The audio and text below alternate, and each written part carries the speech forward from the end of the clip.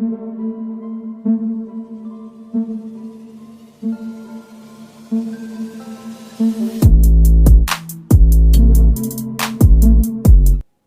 दोस्तों, scary story official में आप सबका स्वागत है।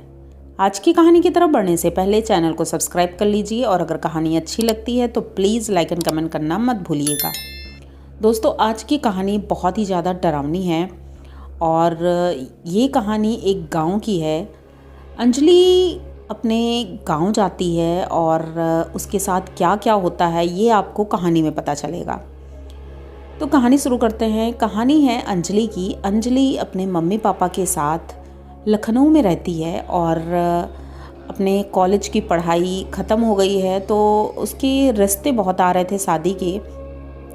तो उसने कहा कि मम्मी बहुत साल हो गए हैं, नानी के घर नहीं गए हैं, तो क्यों ना शादी से पहले नानी के घर चले जाएं। तो उनकी माँ मना करती है, कहती है नहीं बेटा, नानी के घर अभी नहीं चलेंगे और शादी हो जाएगी उसके बाद चले जाना।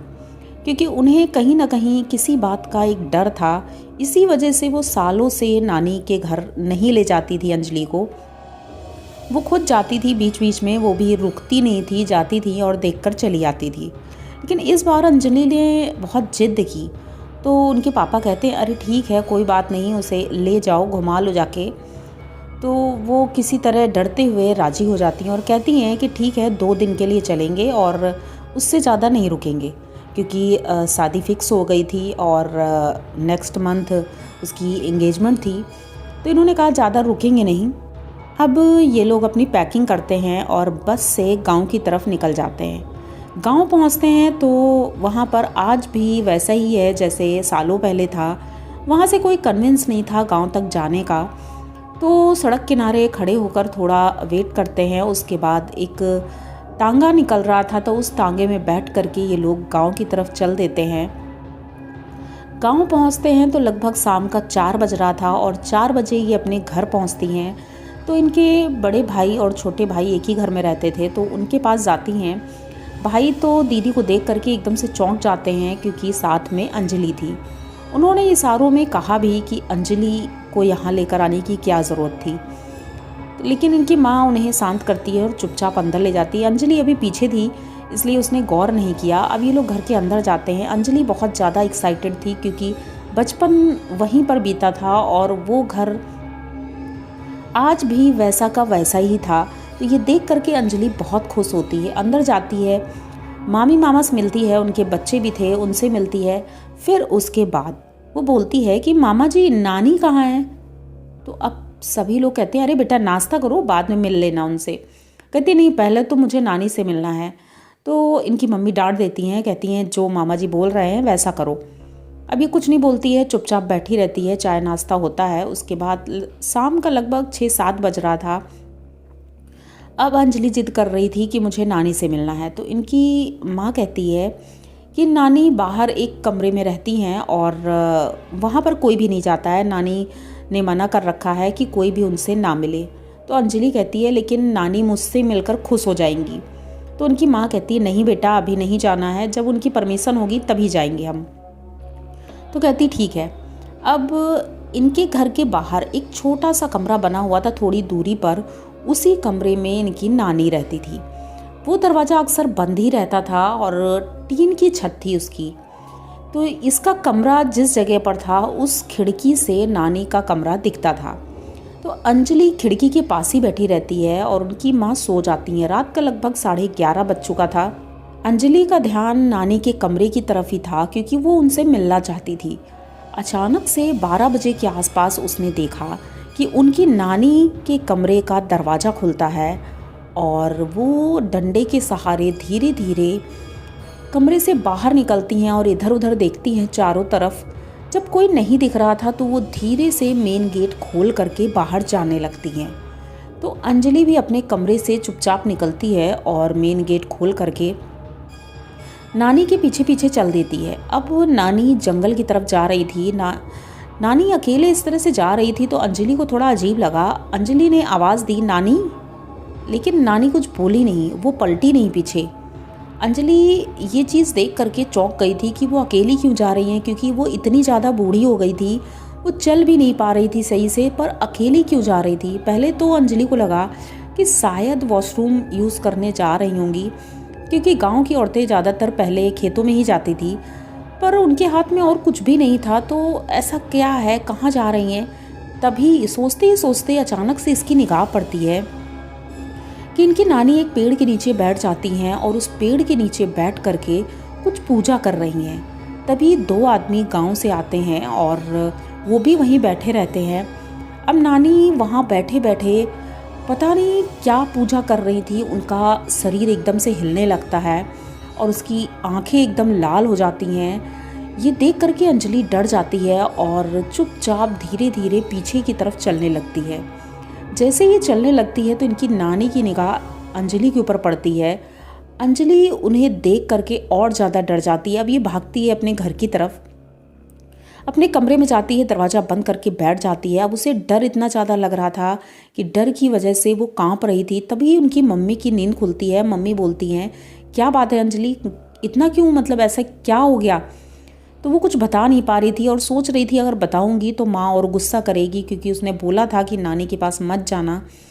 लेकिन अब अंजलि इतना ज़्यादा डर रही थी तो उनकी माँ समझ जाती हैं कि कुछ ना कुछ तो हुआ है। बहुत पूछती हैं, लेकिन अंजलि कहती है नहीं, मैं खिड़की के पास बैठी थी और मुझे कुछ अजीब दिखाई पड़ा। तो उनकी माँ ने पूछा, क्या अजीब देखा। तो अंजलि ने बस इतना बताया कि नानी अपने रूम से निकली थी और मेन गेट से बाहर चली गई। ऐसा कैसे चली गई, वो इतनी बूढ़ी हैं। तो उनकी माँ ने डांटा कि तुम्हें खिड़की के पास बैठने के लिए मतलब किसने बोला था, तुम चुपचाप सो नहीं सकती हो। तो अब उनकी माँ डांट देती है और वो लेट जाती है। अब जैसे ही थोड़ी देर और हुई थी तो उसे एक अजीब सी आवाज़ आती है उसी खिड़की के पास से, किसी के रोने की। तो ये धीरे से उठती है और देखने की कोशिश कर रही थी कि कौन है। तभी उसे दिखाई पड़ता है एक औरत है, नीचे बैठी है और रो रही है। तो ये झांकने की कोशिश कर रही थी कि पूरा दिखे कौन है कौन नहीं है, लेकिन कोई दिख नहीं रहा था, बस रोने की आवाज़ बराबर आ रही थी। ये चुपचाप जाती है, माँ के बगल में लेट जाती है और अब उसे नींद तो नहीं आ रही थी, लेकिन सुबह होने का इंतज़ार था। जैसे ही सुबह का 5 बजता है, उनकी मम्मी और मामी सभी लोग उठ जाते हैं। अब इसकी नींद नहीं खुल रही थी क्योंकि ये रात भर सोई ही नहीं थी और डर की वजह से इसकी तबीयत भी कुछ ठीक नहीं लग रही थी। तो माँ से बताती है मेरी तबीयत ठीक नहीं है। तो उनकी माँ कहती है ठीक है बेटा, तुम कमरे में आराम करो, बाहर कहीं मत जाना। अब ये चुपचाप लेटी रहती है और सभी लोग अपने अपने काम में लग जाते हैं। मम्मी गांव के कुछ लोगों से मिलने चली गई थी। तभी अंजलि उठती है और फ्रेश होकर के बाहर निकलती है, देखती है नानी के कमरे का दरवाज़ा खुला है। तो ये सोचती है चलो नानी से एक बार देख तो लेते हैं क्या करती हैं क्या नहीं करती हैं। जैसे ही उनके दरवाजे के पास पहुंचती है तो देखती है नानी अपनी चारपाई में लेटी है और मुंह वो दीवार की तरफ कर रखा था, लेकिन फिर भी वो शायद समझ गई थी कोई आया है। तो वो कहती है कौन है, अंदर आओ। तो अंजलि धीरे से दरवाज़ा खोलती है, अंदर जाती है। तो उनकी नानी उठने की कोशिश कर रही थी, तो अंजलि दौड़ कर जाती है, उन्हें हेल्प करती है और वहीं चारपाई में बैठ जाती है। पूछती है नानी आप ठीक तो हो। तो वो कहती हाँ मैं ठीक हूँ। बोल नहीं पा रही थी ज़्यादा क्योंकि इतनी बुज़ुर्ग थी। तो ये कहती है नानी मैं आपसे कुछ पूछना चाहती हूँ कि आप रात में कहाँ जाती हो, क्या करती हो। तो वो एकदम चुप हो जाती हैं और गुस्से में लग रही थी वो, क्योंकि उनकी आंखें बड़ी बड़ी हो गई थी। अंजलि ये देख करके उनसे बोलती है ठीक है नानी मैं चलती हूँ, माँ बुला रही है। इतना बोलकर वो चली आती, क्योंकि उनका चेहरा देख करके ही अंजलि बहुत ज़्यादा डर गई थी। अपने रूम में आती है और चुपचाप बैठी रहती है, खाना वाना खाती है। अब शाम हो गई थी, सभी लोग अपना काम करके फ्री हो गए, खाना वाना खाया और उसके बाद सब अपने अपने रूम में चले गए सोने के लिए। रात में लगभग 11:30 बजे फिर से अंजलि उसी खिड़की से देखती है कि नानी की जो मतलब उनका कमरा था, उनकी छत पर कुछ लोग बैठे हैं, कुछ लोग खड़े हैं और बहुत से लोग ऐसे हैं जो बातें कर रहे हैं ग्रुप में। तो ये कहती है ऐसा कैसे हो सकता है, मतलब उनके रूम की तरफ तो कोई जाता ही नहीं है, तो इतने सारे लोग कहाँ से आ गए। लेकिन जब ये गौर करती है कि जो बगल में एक पेड़ है, उस पेड़ से कुछ लोग लटक रहे हैं और अजीब अजीब सी आवाज़ें निकाल रहे हैं जो कि बहुत ही ज़्यादा डरावनी हैं। अब अंजलि पहली बार इतना ज़्यादा डरी थी। वो डर की वजह से थर थर काँप रही थी और वो उसकी हिम्मत नहीं हो रही थी कि वो खिड़की बंद कर दे। जैसे ही वो खिड़की बंद करने के लिए उठी थी, तभी उसने गौर किया कि एक बूढ़ी औरत है जो उसकी तरफ आ रही है और उसका चेहरा बहुत ही ज़्यादा खौफनाक है और वो ज़मीन पर नहीं चल रही है। ये देख करके अंजलि बहुत ज़्यादा डर जाती है और अपनी खिड़की का दरवाज़ा बंद कर देती है और आकर माँ के बगल में लेट जाती है। अब वो लेटी तो थी, लेकिन डर उसे इतना लग रहा था कि शायद वो औरत अभी बाहर खड़ी हो। तो वो चुपचाप अपने पैर सिकोड़ कर लेटी थी। तभी उसे महसूस होता है उसके पैरों के पास कोई बैठा है और उसे देख रहा है, क्योंकि अक्सर ऐसा लगता है हमें कि कोई अगर बैठा है या आसपास खड़ा है तो हमें महसूस हो जाता है। तो वैसे ही उसे लगा। उसने अपना कंबल नीचे किया और जब उधर देखा तो उनकी नानी वहाँ बैठी थी। ये देख करके एकदम से चौंक जाती है, उठकर बैठती है और कहती है, नानी आप यहाँ कैसे आई? दरवाज़ा तो बंद था। तो नानी कहती है, बेटा मुझे तुमसे मिलना था इसलिए मैं आई थी, मैं तुम्हें कुछ देना चाहती हूँ। तो अंजलि कहती है, इतनी रात को? सुबह भी तो हम मिल सकते थे। तो नानी कहती, नहीं बेटा, सुबह कोई मिलने नहीं देता मुझे, इसलिए मैं तुम्हें कुछ देना चाहती हूँ। तो तभी इनकी माँ की नींद खुलती है और जैसे ही इनकी माँ की नींद खुलती है वो उठकर बैठती हैं तो देखती हैं कि अंजलि किसी से बात कर रही है। और जब उनकी माँ देखती हैं तो वहाँ कोई भी नहीं था। अब इनकी माँ डर जाती हैं कि अंजलि किससे बात कर रही, क्या बात कर रही है। तो मतलब ये अंजलि से कहती हैं कि अंजलि किससे बात कर रही थी? तो वो कहती है, नानी आई थी ना, नानी से बात कर रहे थे, वो शायद मुझे कुछ देना चाहती हैं। इनकी माँ डर जाती हैं और कहती हैं कि बेटा तुम सो जाओ, हम सुबह बात करेंगे। उसके बाद सुबह होते ही ये अपने भाई को बताती हैं इनकी मम्मी कि अंजलि रात में सो रही थी और वो माँ से बात कर रही थी। तो उनके भाई भी डर जाते हैं और कहते हैं कि दीदी ऐसा है कि आप अंजलि को ले करके जल्दी से आप शहर जाइए, अपने घर जाइए, क्योंकि यहाँ रहना ठीक नहीं है। उसकी 4 दिन बाद शादी है, अगर कुछ हो गया तो बहुत मुश्किल होगी। अब ये बात अंजलि सुन लेती है तो अंजलि माँ से पूछती है, माँ तुम्हें अब तो बताना होगा कि आखिर क्या बात है। तो इनकी माँ बताती हैं कि बेटा तुम्हारी नानी जो है शुरू से ही काला जादू करती थी।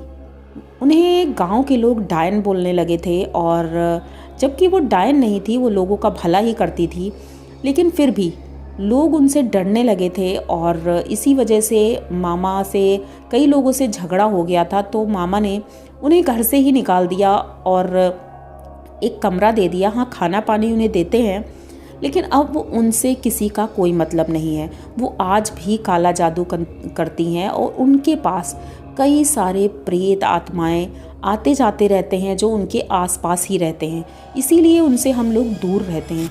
वो अपनी शक्तियाँ किसी को देना चाहती हैं, क्योंकि कहते हैं जो ये शक्तियाँ एक बार अपने आप को ले लेते हैं और मरने से पहले वो किसी को ये शक्ति दिए बिना नहीं जा सकते हैं, क्योंकि उन्हें शायद मुक्ति नहीं मिलती या ऐसा कुछ भी होगा जो भी अब वो लोग करते हों, तो शायद वो तुम्हें देना चाहती हैं। इसीलिए मामा ने कहा है कि मैं तुम्हें लेकर यहाँ जाऊँ, क्योंकि ये ठीक नहीं है, जो भी ये शक्तियाँ यूज़ करता है उसका बुरा ही होता है। अब अंजलि को ये बातें समझ में आ गई थी और अंजलि ने कहा कि ठीक है माँ, हम लोग घर चलते हैं और अब जो भी होगा भगवान जाने। तो अंजलि की तबीयत वैसे ही ठीक नहीं लग रही थी, तो उनकी मम्मी ने बस तुरंत गाड़ी बुक करवाई और यहाँ से सीधे अपने घर लखनऊ आ गई। उसके बाद अंजलि की तबीयत कुछ दिन ठीक नहीं रही, लेकिन अभी हाल फिलहाल पता चला कि उनकी नानी की डेथ हो गई है और मामा जी लोग अब थोड़ा मतलब रिलैक्स हैं। लेकिन अंजलि कहती है कि आज भी मैं अपने नानी के घर नहीं जाती हूँ, क्योंकि वो डर आज भी है। मैं ठीक हूँ, मेरे घर वाले भी ठीक हैं, लेकिन अब नानी के घर जाना नहीं होता है। अब तो अंजलि की शादी भी हो गई है, वो खुश है, अपने ससुराल में है। तो आप लोगों को अंजलि की ये कहानी कैसी लगी? अगर अच्छी लगी हो तो प्लीज़ चैनल को सब्सक्राइब करिए, लाइक कमेंट करिए, शेयर करिए और बने रहिए हमारे साथ। मिलते हैं फिर किसी नई कहानी में, तब तक के लिए डरते रहिए।